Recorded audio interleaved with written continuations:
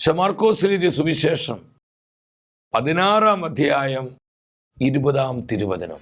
അവർ എല്ലായിടത്തും പോയി പ്രസംഗിച്ചു, കർത്താവ് അവരോട് കൂടെ പ്രവർത്തിക്കുകയും അടയാളങ്ങൾ കൊണ്ട് വചനം സ്ഥിരീകരിക്കുകയും ചെയ്തിരുന്നു.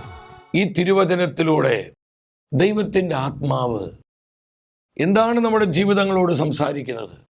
അനേക പ്രാവശ്യം വായിച്ചിട്ടുള്ള, ധ്യാനിച്ചിട്ടുള്ള തിരുവചനമാണിത്.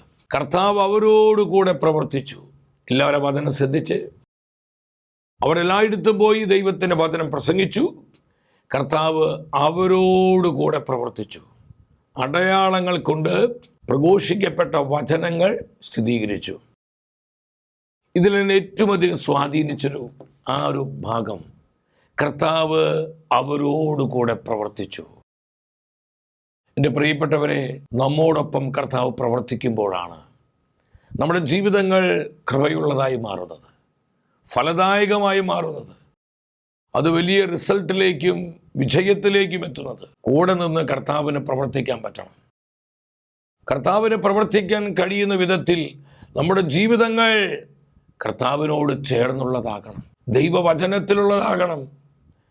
നമ്മൾ പരിശുദ്ധാത്മാവിൽ ജീവിക്കുന്നവരാകണം. ഈ ലോകത്തിൽ ജീവിക്കുമ്പോഴും ലോകത്തിൻ്റെതായി ജീവിക്കുകയല്ല.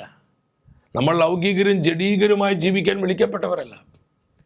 കർത്താവിൻ്റെ തെരഞ്ഞെടുപ്പിൻ്റെ മുദ്രയുള്ളവരാണ് നമ്മൾ വചനത്തിൽ ജീവിക്കണം, കൃപയിൽ ജീവിക്കണം, കർത്താവിനോട് ചേർന്നുള്ളൊരു ജീവിതം.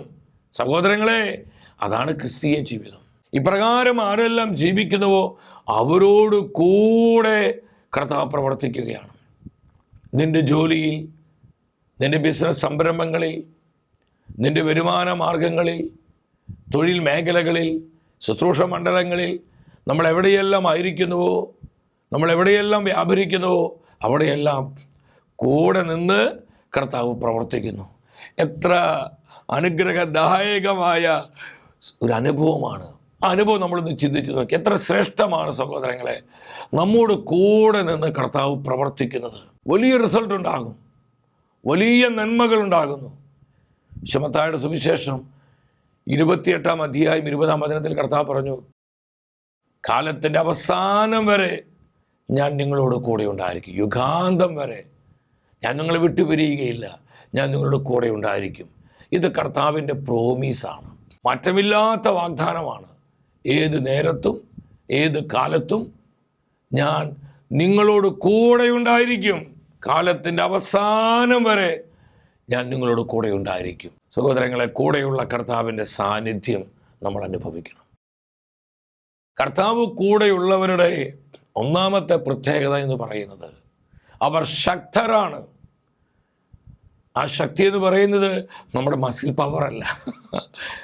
ആ ശക്തി എന്ന് പറയുന്നത് നമ്മുടെ മണി പവറോ, നമ്മുടെ ബ്രെയിൻ പവറോ, നമ്മുടെ പൊളിറ്റിക്കൽ പവറോ, മറ്റ് നമ്മുടെ കഴിവിൻ്റെ ശക്തിയോ കായിക ശക്തിയോ ഒന്നുമല്ല. ഈ ശക്തി എന്ന് പറയുന്നത് power of the holy spirit ആണ്, ആത്മശക്തിയാണ്, പരിശുദ്ധാത്മശക്തിയാണ്. കർത്താവ് കൂടെയുള്ളവർ ആത്മബലമുള്ളവരാണ്. അവരെ തകർക്കാൻ മറ്റു ഒരു ശക്തിക്കും പറ്റില്ല. ഒരു മന്ത്രവാദത്തിനും കൂടോത്രത്തിനും ആഭിചാരത്തിനും സാത്താന്യ ശക്തികൾക്കും ഇരുട്ടിൻ്റെ വ്യാപാരങ്ങൾക്കും പൈശാചിക രൂപികൾക്കും ഒരു മാനുഷിക ശക്തിക്കും കർത്താവ് കൂടെയുള്ളവരെ തകർക്കാൻ സാധ്യമല്ല. ദൈവത്തിൻ്റെ സത്യവചനം നമ്മിത് പഠിപ്പിക്കുകയാണ്. സംഖ്യയുടെ പുസ്തകം 23-ാം അധ്യായം 22-ാമത്തെ വചനം. ദൈവം അവർ ഈജിപ്തിൽ നിന്ന് കൊണ്ടുവന്നു. അവർക്ക് കാട്ടുപോത്തിൻ്റേത് തുല്യമായ ഫലമുണ്ട്. ദൈവജനത്തെക്കുറിച്ചുള്ള പരിശുദ്ധാത്മാവിൻ്റെ സാക്ഷ്യമാണിത്. കാട്ടുപോത്തിൻ്റെ ബലമുള്ളവരെ, കാട്ടുപോത്തിൻ്റെ കരുത്തുള്ളവരാണ് കർത്താവിൻ്റെ ജനം. പലപ്പോഴും നമ്മൾ നമ്മുടെ ശക്തി തിരിച്ചറിയുന്നില്ല. എന്തുകൊണ്ടാണ് കാട്ടുപോത്തിൻ്റേതു തുല്യമായ ഫലം ദൈവജനത്തിന് ലഭ്യമായത്?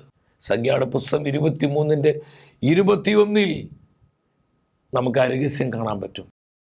യാക്കോബിൽ അവിടുന്ന് തിന്മ ദർശിച്ചില്ല, ഇസ്രായേലിൽ ദുഷ്ടത കണ്ടതുമില്ല. ആകയാൽ അവരുടെ ദൈവമായ കർത്താവ് അവരോട് കൂടെയുണ്ട്.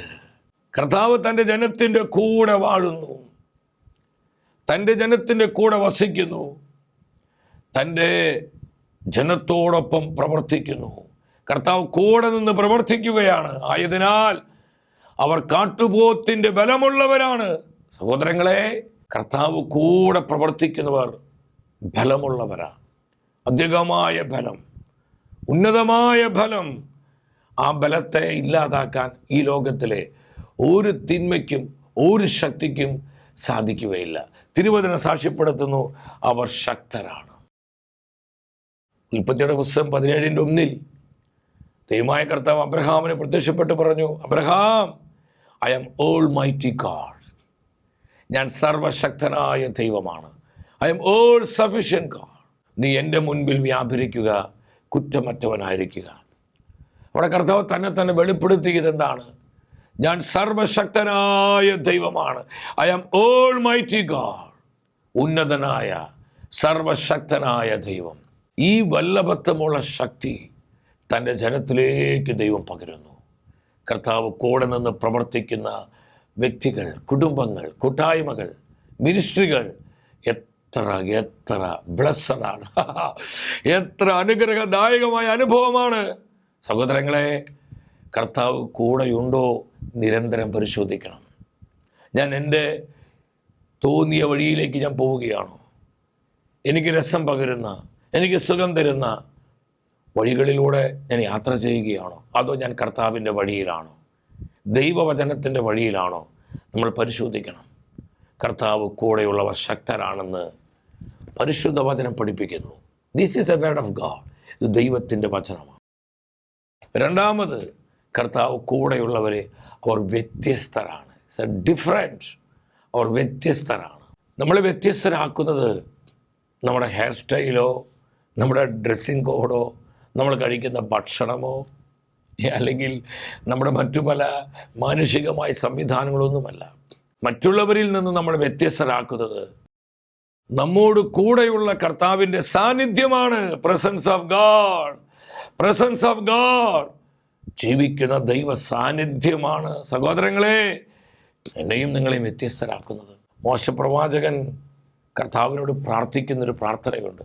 പുറപ്പാട് പുസ്തകത്തിലാണ് 33 അധ്യായം 16 വചനത്തിൽ, കർത്താവേ, അവിടുന്ന് ഞങ്ങളോടൊപ്പം യാത്ര ചെയ്യുകയാണെങ്കിൽ, അവിടുന്ന് ഞങ്ങളോട് കൂടെ വരികയാണെങ്കിൽ, ഞാനും അവിടുത്തെ ജനവും ഭൂമിയിലുള്ള മറ്റെല്ലാ ജനതകളെക്കാൾ വ്യത്യസ്തരാകും.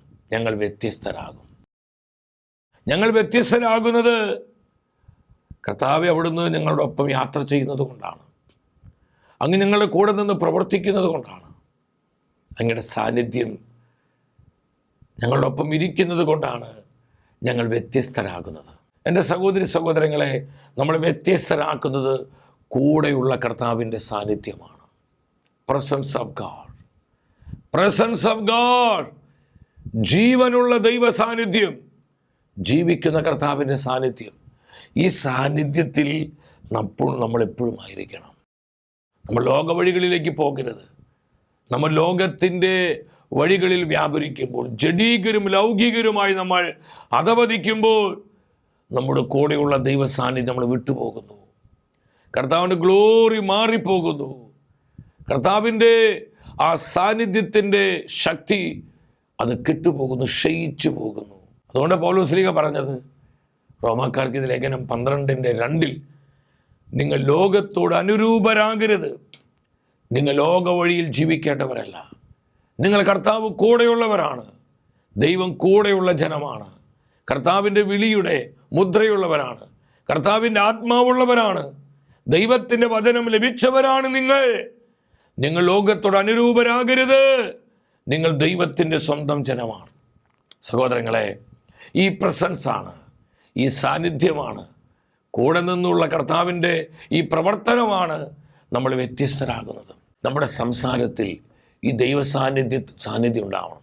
ഈ ചപ്പും ചവറും പറഞ്ഞ് ലൗകിക വർത്തമാനങ്ങൾ, ചീത്ത വർത്തമാനങ്ങൾ, മുറിപ്പെടുത്തുന്ന വാക്കുകൾ, നെഗറ്റീവ് വാക്കുകൾ. ചില ആൾക്കാരോട് വാക്കുള്ളൂ, നെഗറ്റീവേ വരൂ. നെഗറ്റീവ് പറയുക, കുറ്റം പറയുക, പരദൂഷണം പറയുക, അനാവശ്യ കാര്യങ്ങൾ പറയും, മറ്റുള്ളവരിൽ വിഷം കുത്തിവെക്കുക, അവരെ നെഗറ്റീവ് ആക്കുക. അങ്ങനെയുള്ള ചില പൈശാചിക അരൂപികളുണ്ട്. ഈ സത്യം നമ്മൾ മനസ്സിലാക്കണം. നമ്മുടെ സംസാരം കേൾക്കുമ്പോൾ മറ്റുള്ളവർക്ക് പറയാൻ പറ്റണം ഇറ്റ്സ് എ ഡിഫറെൻറ്റ്, ഇത് കൃപയുള്ള വ്യക്തിയാട്ടോ, ഇത് കൃപയുള്ള, ഈ മനുഷ്യൻ കൃപയുള്ള ഒരാളാണ്, ദൈവം കൂടെയുള്ളൊരു മനുഷ്യനാണ്. നമ്മുടെ പെരുമാറ്റങ്ങൾ, നമ്മുടെ പ്രവർത്തന രീതികൾ, നമ്മുടെ സാന്നിധ്യം തന്നെ അനേകർക്ക് ബോധ്യപ്പെടും ഇറ്റ്സ് എ ഡിഫറെൻറ്റ്, ഇതൊക്കെ ഒരു വ്യത്യസ്തനാകുന്നത് മറ്റൊന്നും കൊണ്ടല്ല, കർത്താവ് കൂടെയുള്ളൊരു മനുഷ്യൻ, കൃപയുള്ളൊരു മനുഷ്യൻ, കർത്താവിൻ്റെ സാന്നിധ്യം മനുഷ്യൻ്റെ കൂടെയുണ്ട്, ഈ വ്യക്തിയുടെ ഒപ്പമുണ്ടെന്ന് മറ്റുള്ളവർക്ക് പറയാൻ കഴിയുന്ന വിധത്തിൽ കർത്താവിൻ്റെ മഹത്വം ക്യാരി ചെയ്യുന്ന, കർത്താവ് കൂടെ നടക്കുന്ന ഒരു ദൈവ മനുഷ്യനായി, ഒരു ദൈവ പൈതലായി ഞാൻ നീ മാറ്റപ്പെടണം. കർത്താവ് കൂടെയുള്ളവരുടെ രണ്ടാമത്തെ പ്രത്യേകത, അവർ വ്യത്യസ്തരാണ്. വ്യത്യസ്തമാക്കുന്നത് കൂടെയുള്ള കർത്താവിൻ്റെ ജീവനുള്ള സാന്നിധ്യമാണ്. മൂന്നാമത്തെ പ്രത്യേകത, അവർ ബ്ലെസ്സഡാണ്, അവർ അനുഗ്രഹീതരാണ്. എല്ലാ സ്വർഗീയ അനുഗ്രഹങ്ങളാലും അവർ മുദ്ര ചെയ്യപ്പെട്ടവരാണ്. സംഖ്യയുടെ പുസ്തകത്തിലാണ് നമുക്ക് ഈ വചനം കാണാൻ കഴിയുന്നത്. 22-ാം അധ്യായം 12-ാമത്തെ വചനത്തിലാണ്. അവിടെ പ്രവാചകനായ ബാലാമിനോട് കർത്താവ് പറയുന്ന കാര്യമാണ്, നീ ഇവരോടുകൂടെ പോകരുത്, ഈ ജനത്തെ നീ ശപിക്കരുത്, കാരണം ഇവർ അനുഗ്രഹീതരാണ്, ഇവർ അനുഗ്രഹീതരാണ്. സഹോദരങ്ങളെ, ദൈവം കൂടെ ഉള്ള ജനം അനുഗ്രഹിക്കപ്പെട്ടവരാണ്. കർത്താവ് കൂടെ നിന്ന് പ്രവർത്തിക്കുന്നവർ അനുഗ്രഹീതരാണ്. അവർ തൊടുന്നതിൽ ദൈവാനുഗ്രഹം ഉണ്ടാകും, അവിടെ സാന്നിധ്യം ദൈവകൃപയെ കൊണ്ടുവരും. അവരൊരു കാര്യം പറയുമ്പോൾ അത് അവിടെ സംഭവിക്കും, കാരണം അത് കൃപയാണ് വ്യാപരിക്കുന്നത്. ആ വാക്കുകളിൽ ദൈവകൃപ വ്യാപരിക്കും, അതവിടെ സംഭവിക്കും. നീ പേടിക്കേണ്ട, കർത്താവ് നിനക്ക് വേണ്ടി പ്രവർത്തിക്കും. അതൊന്ന് പറഞ്ഞാൽ മതി, അവിടെ കർത്താവിൻ്റെ പ്രവർത്തനം ഉണ്ടാകും. കൃപയോടൊരു വ്യക്തി ഒരു കാര്യം പറയുമ്പോൾ അത് നിശ്ചയമായി സംഭവിക്കും. കർത്താവ് ആ വചനം നിറവേറ്റും. എനിക്ക് പരിശുദ്ധ ബൈബിളിൽ ഇഷ്ടപ്പെട്ടൊരു വചനമാണ്. സാമുവേലിൻ്റെ വാക്കുകളൊന്നും വ്യർത്ഥമായി പോകാൻ കർത്താവ് ഇടവരുത്തിയില്ല. സാമുവേൽ ഒരു കാര്യം പറയുമ്പോൾ അത് കർത്താവ് നിറവേറ്റുകയാണ്, അത് പ്രവർത്തിക്കുകയാണ്, ആ വാക്കുകൾ നിറവേറപ്പെടുകയാണ്. കാരണം അതിന്മേൽ കർത്താവിൻ്റെ കൃപയുണ്ടായിരുന്നു, കർത്താവിൻ്റെ ആത്മാവുണ്ടായിരുന്നു. സഹോദരങ്ങളെ, കൃപയുള്ളൊരു വ്യക്തി ഒരു കാര്യം പറയുമ്പോൾ അതങ്ങ് സംഭവിക്കും. ആ വ്യക്തിയുടെ കഴിവ് കൊണ്ടല്ല, ആ വ്യക്തിയുടെ ഗുണം കൊണ്ടല്ല, മറിച്ച് ആ വ്യക്തിയുടെ കൂടെ പ്രവർത്തിക്കുന്ന കർത്താവിൻ്റെ കൃപ, കർത്താവിൻ്റെ പരിശുദ്ധാത്മാവ്, കർത്താവിൻ്റെ വചനം ആ വ്യക്തിയിലൂടെ പ്രവർത്തിക്കുകയാണ്. ഈ സത്യം നിങ്ങൾ മനസ്സിലാക്കണം. അവിടെ പ്രസൻസ് കൃപ കൊണ്ടുവരും, അവിടെ സാന്നിധ്യം അത് അഭിഷേകത്തെ കൊണ്ടുവരും, അവിടെ വാക്കുകൾ, പ്രവർത്തനങ്ങൾ, ഇതിലെല്ലാം കർത്താവിൻ്റെ മഹത്വവും കർത്താവിൻ്റെ സാന്നിധ്യം ഉണ്ടാവും. തിരുവെഴുത്ത് പറയുന്നു, ദൈവം കൂടെയുള്ളവർ, കർത്താവ് കൂടെ നിന്ന് പ്രവർത്തിക്കുന്നവർ അനുഗ്രഹീതരാണ്. അവരെ ശപിക്കാൻ പറ്റില്ല, തകർക്കാൻ പറ്റില്ല, പരാജയപ്പെടുത്താൻ സാധിക്കില്ല, അവരില്ലാതാക്കാൻ പറ്റില്ല. എൻ്റെ സഹോദരി സഹോദരങ്ങളെ, ഈ സത്യം മനസ്സിലാക്കി നമ്മെപ്പോഴും കർത്താവിൻ്റെ കൂടെ ആയിരിക്കുക. ആരെല്ലാം കർത്താവിൻ്റെ കൂടെയാണോ അവരോട് കൂടെ നിന്ന് കർത്താവ് പ്രവർത്തിക്കും. ഇതൊരു വ്യവസ്ഥയാണ്. നമുക്ക് തോന്നിയതുപോലെ ജീവിച്ചിട്ട് കർത്താവെ കൂടെ വരണേ, കൂടെ വരണേ, കർത്താവെ നീ പ്രവർത്തിക്കണമെന്ന് പറഞ്ഞതുകൊണ്ടൊന്നും അതൊന്നും കാര്യം നടക്കില്ല. കർത്താവ് ഒരിക്കലും തൻ്റെ വചനത്തിൻ്റെ വ്യവസ്ഥ വിട്ട് പ്രവർത്തിക്കുന്നവനല്ല. ആരെല്ലാം വചനത്തിൽ വ്യാപരിക്കുന്നുവോ, ആരെല്ലാം ആത്മാവിൽ ജീവിക്കുന്നുവോ, ആരെല്ലാം കർത്താവിൻ്റെ കൂടെ നടക്കുന്നുവോ, അവരോടൊപ്പം കർത്താവ് പ്രവർത്തിക്കുന്നു, അവരിലൂടെ പ്രവർത്തിക്കുന്നു. നമ്മൾ വചനത്തിൽ കണ്ടു, നമ്മൾ നേരത്തെ പാടി പ്രാർത്ഥിച്ചു, കർത്താവിൻ്റെ കരം പിടിച്ചേ ഞാനെന്നും വഴി നടക്കും, കർത്താവിൻ്റെ കരം പിടിച്ചേ ഞാനെന്നും വഴി നടക്കും. കൂടെയുള്ള കർത്താവിനെ നമ്മൾ തിരിച്ചറിയണം, കൂടെയുള്ള കർത്താവിൻ്റെ പ്രസൻസ് നമ്മൾ അനുഭവിക്കണം, ആ സാന്നിധ്യത്തിൽ ജീവിക്കണം, കൃപയിൽ ജീവിക്കണം, അഭിഷേകത്തിൽ ജീവിക്കണം. സഹോദരങ്ങളെ, അപ്രകാരമുള്ളവരെ തകർക്കാൻ ആർക്കും സാധിക്കില്ല. ഉൽപ്പത്തി 24:1 പറയാണ്, അബ്രഹാമിന് പ്രായമേറെയായി ദൈവമായ കർത്താവ് എല്ലാ കാര്യങ്ങളിലും നിങ്ങൾ ശ്രദ്ധിച്ച വചനം, എല്ലാ കാര്യങ്ങളിലും spiritually, mentally, emotionally, socially, financially, all ഏരിയയായി എല്ലാ തലങ്ങളിലും അവനെ അനുഗ്രഹിച്ചു, അബ്രഹാമിനെ അനുഗ്രഹിച്ചു. പരിശുദ്ധ വചനത്തിൽ കൂടെ കാണാൻ പറ്റും. ദൈവം അബ്രഹാമിൻ്റെ കൂടെ ഉണ്ടായിരുന്നു. കർത്താവ് അബ്രഹാമിൻ്റെ കൂടെ പ്രവർത്തിച്ചു. എന്തുകൊണ്ടാണ് കർത്താവ് അബ്രഹാമിൻ്റെ കൂടെ ഉണ്ടായിരുന്നത്? അബ്രഹാം കർത്താവിൻ്റെ കൂടെയായിരുന്നു. അബ്രഹാം കർത്താവിൻ്റെ കൂടെയായിരുന്നു. ജോസഫിൻ്റെ കൂടെ കർത്താവ് ഉണ്ടായിരുന്നു. കാരണം ജോസഫ് കർത്താവിൻ്റെ കൂടെയായിരുന്നു. ദാവീദിനോടൊപ്പം കർത്താവ് ഉണ്ടായിരുന്നു. അവൻ എല്ലാ പ്രവൃത്തികളും ഫലമണിഞ്ഞു. എല്ലാ പ്രവൃത്തിയും വിജയം വരിച്ചു. കാരണം ദാവീദ് കർത്താവിൻ്റെ കൂടെയായിരുന്നു.